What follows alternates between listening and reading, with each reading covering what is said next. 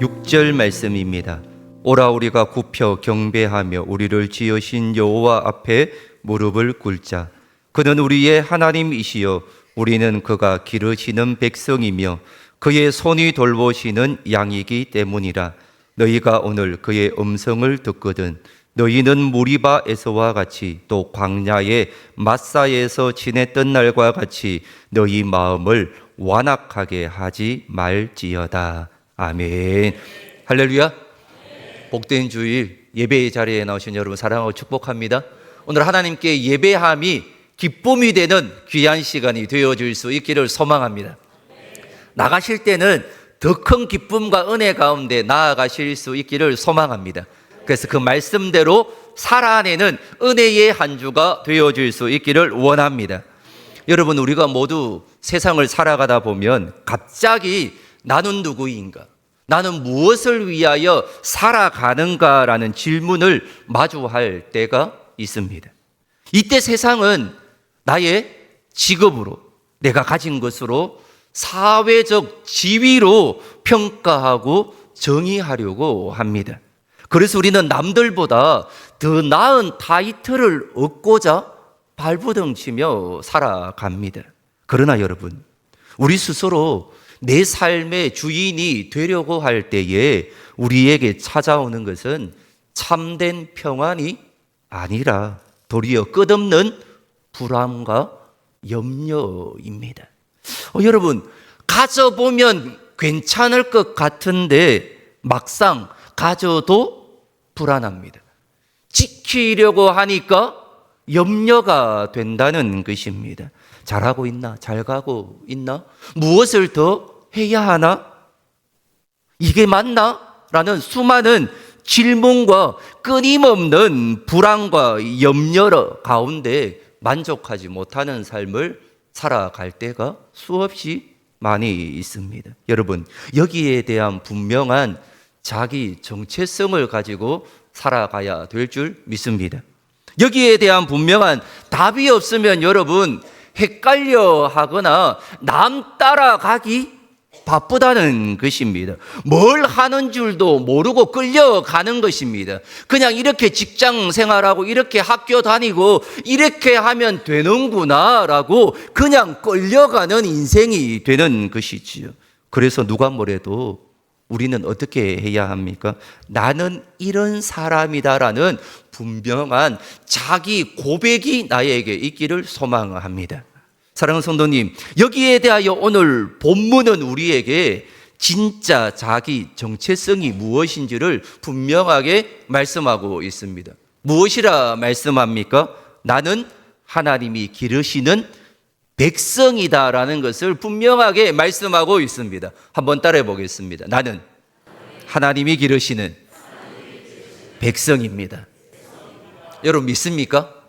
누가 뭐라고 해도 나는 하나님이 기르시는 백성입니다라는 이 분명한 정체성이 나에게 있기를 소망합니다.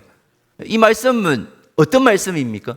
즉 하나님이 입히시고 인도하시고 우리의 모든 삶을 보호하시고 가르치신다라는 것을 말씀하고 있습니다. 이 고백이 흔들림 없는 고백이 되어야 합니다. 지금의 불안한 상황과 어려움이 나의 정체성을 흔들 때마다 분명하게 고백해야 합니다.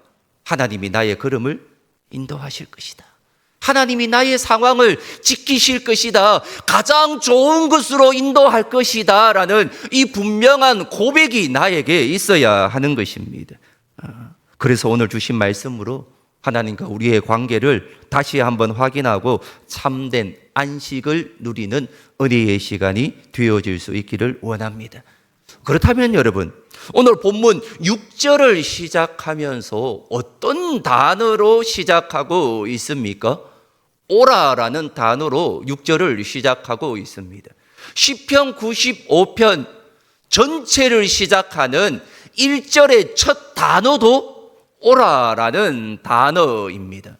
이 오라라는 히브리어 단어의 뜻은 자, 무엇 하자라는 뜻입니다. 즉 내가 이것을 어떻게 하자. 자, 이렇게 하자라는 명령력으로 오늘 본문이 시작되고 있습니다. 즉, 꼭 이렇게 해야 한다는 것입니다. 여러분, 권유형이 아니라 명령형입니다. 해도 되고 안 해도 되는 것이 아닙니다. 해보는 게 좋지 않겠니도 아닙니다. 반드시 해야 한다라고 우리에게 명령하고 있습니다. 무엇을 지금 하자는 것입니까? 6절 말씀을 같이 한번 읽어보겠습니다. 읽겠습니다. 오라, 우리가 굽혀 경배하며 우리를 지으신 여호와 앞에 무릎을 꿇자. 아멘. 여러분, 어떤 모습입니까? 예배의 진정한 모습입니다. 오늘 시편 기자는 가장 먼저 우리를 예배의 자리로 초청하고 있습니다. 여기서 주목해야 할 단어가 하나 있습니다. 무릎을 꿇자라는 단어입니다. 여러분, 무릎을 꿇는다라는 것은 고대 사회에서 왕 앞에 취하는 가장 철저한 복종의 자세입니다. 그리고 내 삶의 주인이 당신에게 있습니다라는 항복의 선언이기도 합니다. 우리가 왜 하나님 앞에 무릎을 꿇어야 합니까? 그분이 바로 우리를 지으신, 만드신 창조자 하나님이시기 때문입니다. 사랑하는 성도님, 우리는 스스로 생겨난 존재가 아닙니다. 지으신 분, 보내신 분이 있음을 기억해야 합니다. 이것을 내가 인식하고 인정할 때에 이런 질문이 나올 수 있습니다. 왜 나를 지으셨는지, 왜 나를 이곳에 보내셨는지, 이것을 묻게 된다는 것입니다. 하나님, 이 땅에 무엇을 하시고자 하나님의 백성으로, 하나님의 양으로 나를 이곳에 보내셨습니까? 하나님께서 무엇을 하시고자 나를 지으셨습니까? 라고 묻게 된다는 것입니다. 여러분, 우리는 하나님의 섭리와 사랑하심 가운데 창조된 존재입니다. 그래서 우리는 여러분, 기가 막힌 하나님의 걸작품인 줄 믿습니다. 한번 따라해 보겠습니다. 나는 기가 막힌 하나님의 걸작품입니다. 여러분 믿습니까? 네. 누가 뭐라고 해도 하나님이 보시기에 가장 이 땅 가운데 가장 멋있는 기가 막힌 하나님의 걸작품임을 기억하십시오. 여러분, 공장에서 찍어내는 상품이 아닙니다. 상품처럼 살아가는 인생이 아님을 반드시 기억하셔야 합니다. 그러한 창조주 하나님께 무릎을 꿇는다라는 것은 어떤 의미입니까? 창조주 하나님께 무릎을 꿇는다라는 의미는 내가 내 삶의 주인이 아님을 인정하는 것에서부터 시작합니다. 그리고 나를 만드신 창조주 하나님께 내 삶의 운전대를 온전히 내어드린다라는 의미입니다. 이것은 바로 주권의 이동과 하나님에 대한 절대적인 신뢰를 말하고 있는 것입니다. 여러분, 나에게 있는 권리를 내 것이라 생각하지 마시고 원래 가져셔야 할 하나님께 온전히 권리를 이양하실 수 있기를 소망합니다. 그것이 가장 지혜로운 인생입니다. 왜 자꾸 여러분 내 사업을 내 거라고 생각하십니까? 하나님이 사장이라고 생각하십시오. 이 직장, 우리의 인생, 우리의 자녀도 다 마찬가지입니다. 내 것이라고 권리를 가지고 마십시오. 이것을 하나님께 맡기십시오. 그러면 더 놀라운 은혜 가운데 더 풍성하게 그 길들을 채워 가실 줄 믿습니다. 또한 또 다른 무릎을 꿇자라는 의미는 기도를 말하고 있습니다. 누구에게 기도하는 것입니까? 우리를 지으신, 나를 만드신 창조주 하나님께 기도해야 함을 말하고 있습니다.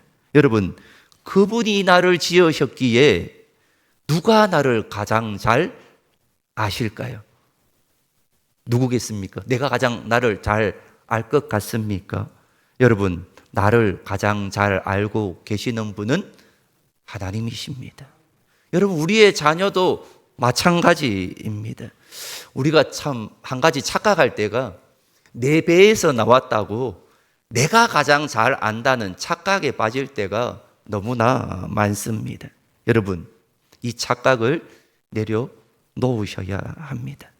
여러분, 나를 가장 잘 아시는 분은 하나님이십니다. 그래서 여러분, 하나님은 우리를 향한 가장 완벽한 플랜을 가지고 계시는 것입니다. 그 누구보다도 내가 아무리 계획을 세우고 플랜을 세워도 나를 가장 잘 아시는 하나님께서 가장 완벽한 플랜을 가지고 계신다라는 사실을 기억하실 수 있기를 소망합니다. 여러분, 이걸 놓치시면 안 됩니다. 그렇게 우리는 날마다 하나님께 어떻게 해야 합니까? 물어야 합니다. 그리고 하나님의 말씀을 들어야 될 줄 믿습니다. 우리는 이렇게 하나님께 물어야 합니다. 하나님, 하나님의 플랜대로 잘 가고 있습니까? 내가 하나님이 원하시는 길을 묵묵히 걸어가고 있습니까? 하나님, 잘못되었다라면 어떤 부분입니까? 어떤 것을 고쳐야 합니까? 어떤 방향으로 가야 합니까? 누구에게 가야 합니까? 이것을 하나하나 묻는 지혜가 우리에게 필요하다는 것입니다. 그렇게 여러분, 창조주 하나님 앞에 무릎을 꿇는 것은 굴욕이 아닙니다. 오히려 피조물인 우리가 가장 안전하게 그리고 평안해지는 제자리를 찾는 순간입니다. 이 자리가 우리에게 있어 가장 편안한 자리가 되어질 수 있기를 소망합니다. 사랑하는 성도님, 하나님이 지으신 사람은 예배와 기도와 찬양함이 마땅한 본분임을 알아야 합니다.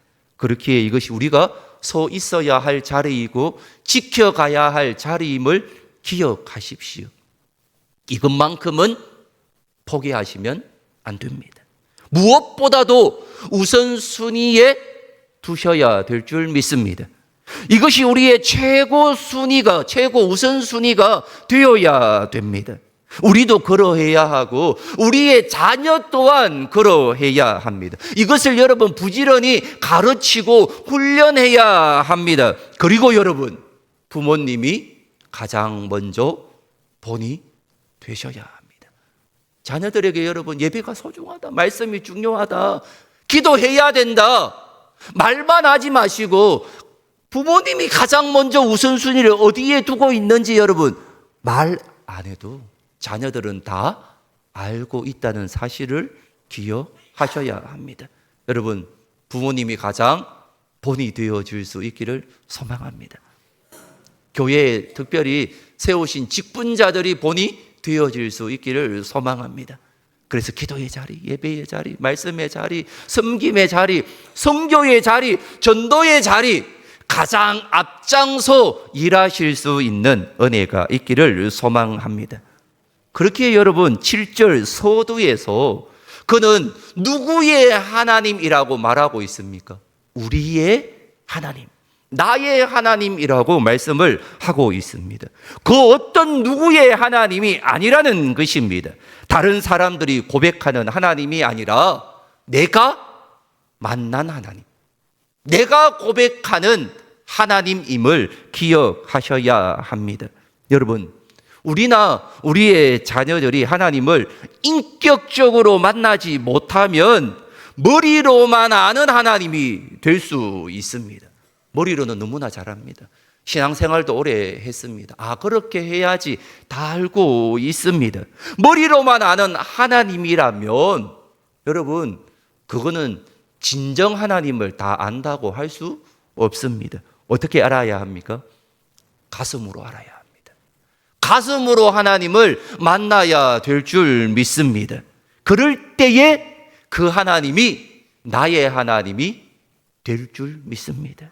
그래서 7절에 무엇이라 말합니까? 우리는 하나님의 기르시는 백성, 돌보시는 양이라고 고백하고 있습니다. 사랑하는 성도님, 양의 특징이 무엇입니까? 양은 시력이 나쁩니다. 스스로를 방어할 무기가 없습니다. 한번 엎어지면 일어설 수 없는 구조입니다. 길을 찾는 방향 감각도 없습니다. 그래서 양에게 있어서 여러분, 목자는 선택이 아니라 생존 그 자체입니다. 그렇다면 여러분, 나에게 있어 우리 목자 되신 하나님은 어떤 존재입니까? 혹시 하나님을 나의 삶의 선택 조건으로 여기고 있지는 않습니까? 나의 발전, 나의 무엇을 취하고 얻고자 하는 하나의 도구로 전락해 버리고 있지는 않습니까? 사랑하는 성도님, 하나님은 내 삶의 생존 그 자체여야 합니다. 그 어떤 것과 바꿀 수 없는, 어떻게 보면 나의 가장 소중한 것이 되어야 될 줄 믿습니다. 여러분, 나는 이런 연약한 양인데 여러분, 목자가 어떻게 하신다라고 오늘 말씀하고 있습니까? 7절 중반부에 보면 이렇게 말합니다. 그의 손이 돌보신다라고 말씀합니다. 누구의 손입니까? 그의 손입니다. 하나님의 손입니다. 전능하신, 나를 만드신, 나를 창조하신 만왕의 왕이신 하나님의 손이 나를 어떻게 합니까? 돌보신다라고 말씀하고 있습니다. 여러분, 맹수나 위험으로부터 양을 보호하는 목자처럼 그 어떤 고난과 역경과 어려움 가운데서도 전능하신 하나님의 손이 나를 지키시고 인도하시고 보호하신다라는 사실을 굳게 확신하며 나아가실 수 있기를 소망합니다. 사랑하는 성도님, 전능하신 하나님의 손이 우리를 푸른 풀밭, 쉴만한 물가로 인도하십니다. 사망의 엄침한 골짜기에서도 우리를 보호하시는 줄 믿습니다. 그렇다면 여러분, 우리의 상황이 지금 광야 가운데 있습니까? 고난과 역경 가운데 있습니까? 사면 초가입니까? 어찌할 바를 모르십니까? 여러분, 두려워하지 마십시오. 여러분은 버려진, 잊혀진 존재가 아님을 기억하십시오. 오늘 무엇이라 말합니까? 우리는 가장 선한 목자이신 하나님이 친히 기르시는 하나님의 백성입니다. 두려워하지 마십시오.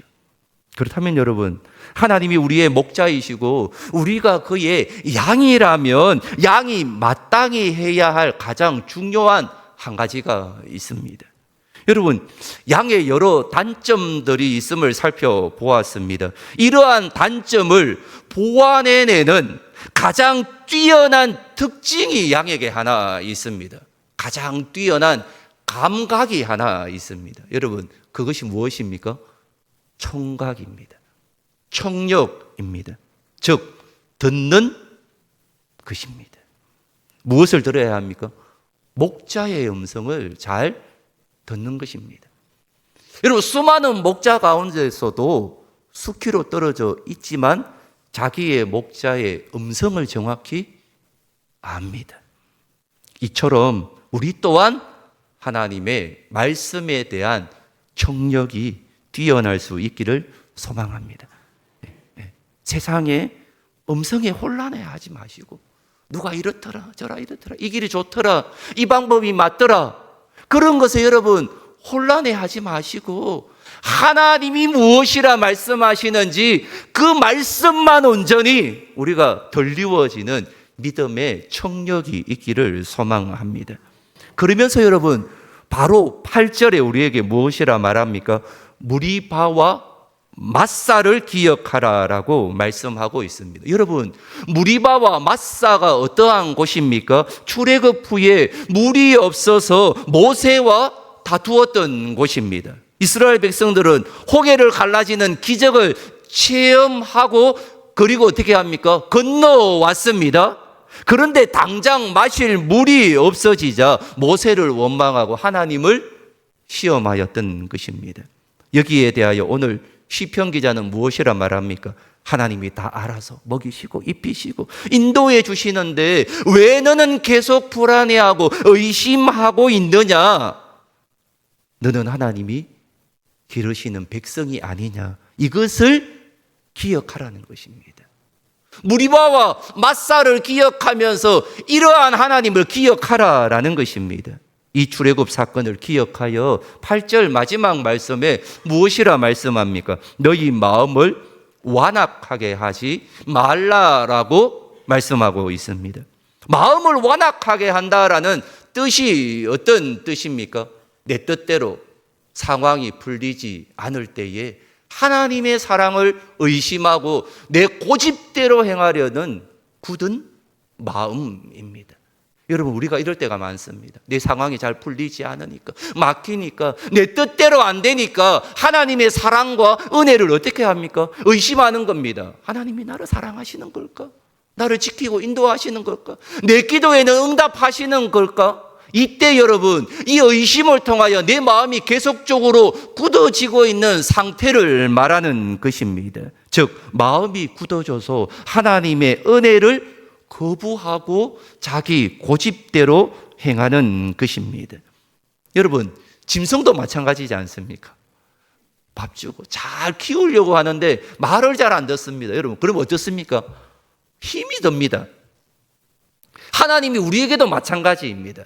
하나님이 기르시는 백성입니다.